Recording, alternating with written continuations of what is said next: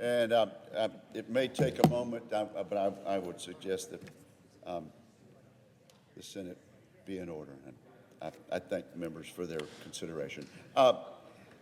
Mr. President, I offer today what should be considered a friendly amendment to the broadband section of this infrastructure bill. Why is it a friendly amendment?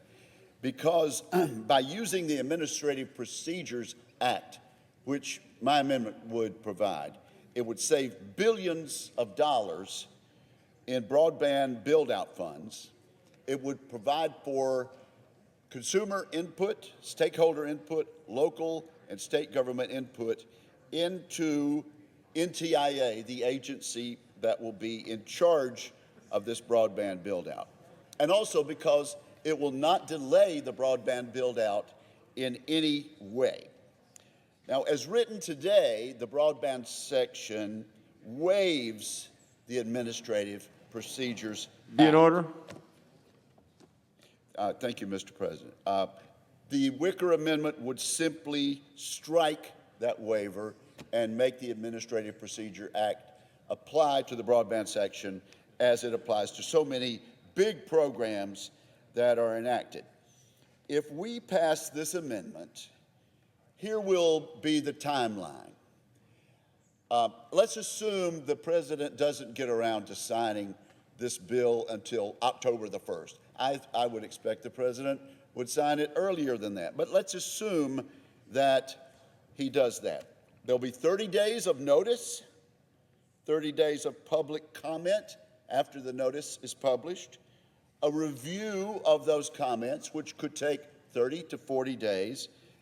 At that point, the regulations are published, and after 30 days, they go into effect. So, by my calculations, assuming the President's very, very late in signing the bill, the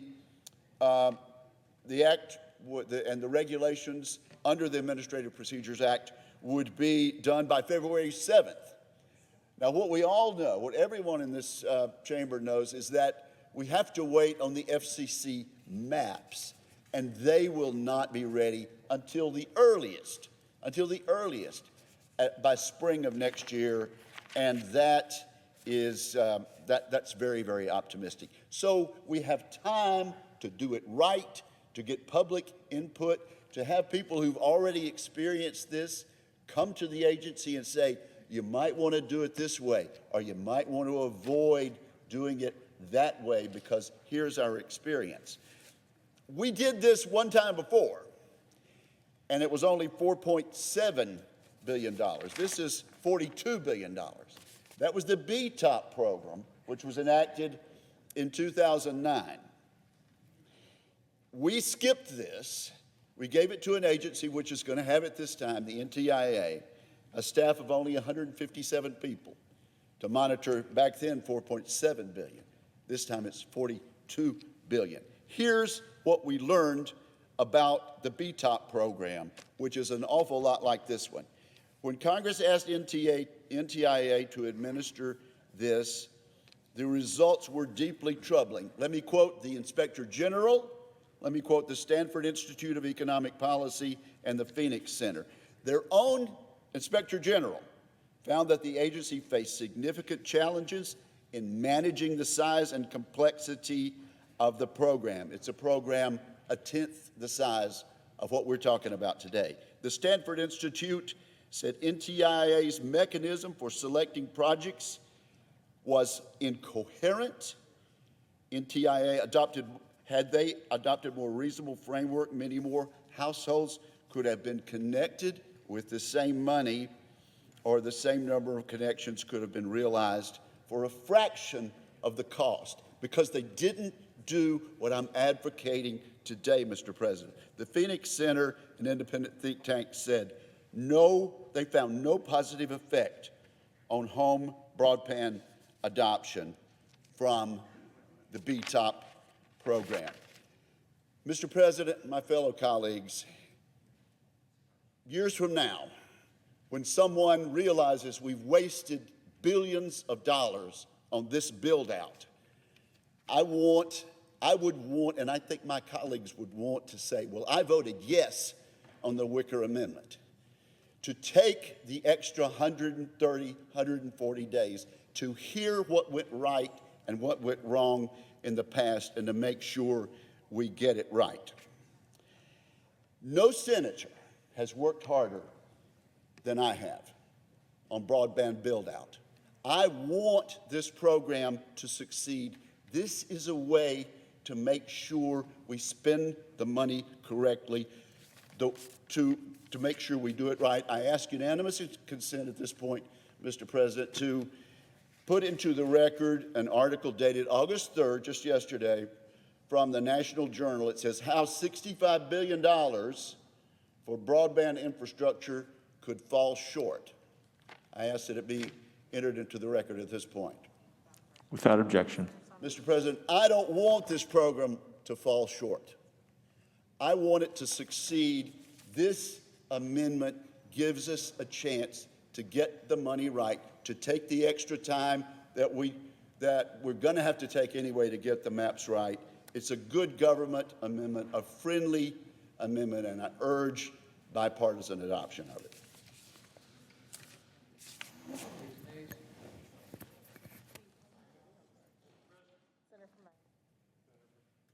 The senator from Maine. Mr. President, with all due respect to my friend from Mississippi, I don't consider this a friendly amendment. I consider this a major departure from the agreed-upon structure of this broadband section of the bill that we're talking about. This, as we all know, was a heavily negotiated bill. There are provisions in it that I don't like. There are provisions in it that I wish were there that aren't there because of the negotiation. This provision, which appears innocent, to reinsert the Administrative Procedure Act into this process would bureaucratize the process, slow it down, and would not assist in the process. Here are some points that I think need to be made. The first is, I consider the broadband section one of the crown jewels of this entire bill.